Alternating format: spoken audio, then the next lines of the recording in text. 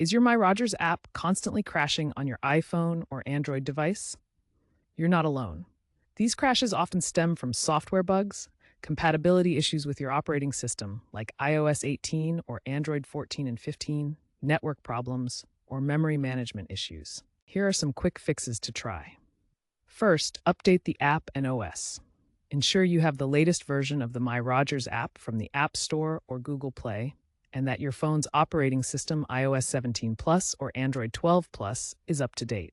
Developers frequently release updates to patch bugs and improve stability.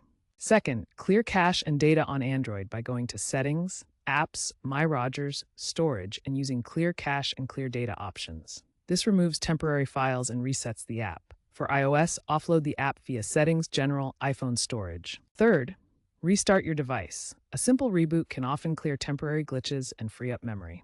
Fourth, check app permissions. Make sure the app has all the necessary permissions enabled, like location for network checks.